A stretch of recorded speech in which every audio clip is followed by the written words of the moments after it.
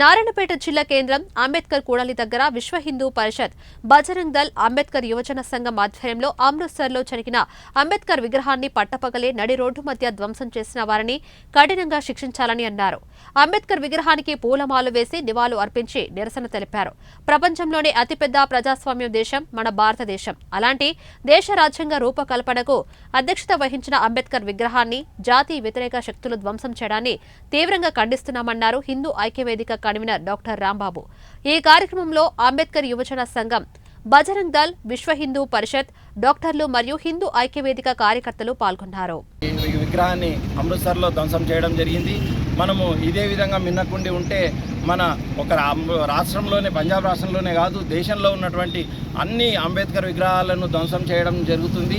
కాబట్టి మనం మిన్నకుండి ఉండకుండా దీన్ని ప్రతిఘటించాల్సిన అవసరం ఎంతైనా ఉంది. ఇంకోటి, ఈ యొక్క భిన్నం సంస్కృతి రోజుల క్రితం గణతంత్ర దినోత్సవం సందర్భంగా పంజాబ్ రాష్ట్రంలోని అమృత్సర్ పట్టణంలో పట్టపగలు డాక్టర్ బిఆర్ అంబేద్కర్ గారిపై సుత్తెతో దాడి చేసి ధ్వంసం చేయడం జరిగింది. ఇంతవరకు మనం విగ్రహాలపైన దాడిని ఏ రాత్రుల్లోపలనో తెల్లారుజామునో ఎవ్వరూ లేనప్పుడు జరిగినటువంటి దాడుల గురించి పూర్వక రాజ్యాంగాన్ని రచించింది, రాసింది ఆనాడు ఒక ముసాయిదా కమిటీని ఏర్పాటు చేసి ద గ్రేట్ అంబేద్కర్ గారు అధ్యక్షతన రచించడం జరిగింది.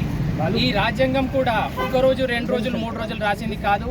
దాదాపు 2 సంవత్సరాల 11 నెలల 18 రోజులు కష్టపడి వాళ్ళు ఒక రాజ్యాంగాన్ని సృష్టించి మన దేశంలో ఉన్న ప్రతి పౌరుడికి ఒక మంచి హక్కు ఉండాలి, ఒక స్వేచ్ఛాయుత జీవితాన్ని గడపాలి, ప్రతి ఒక్కరని ఒక కష్టపడి ఆయన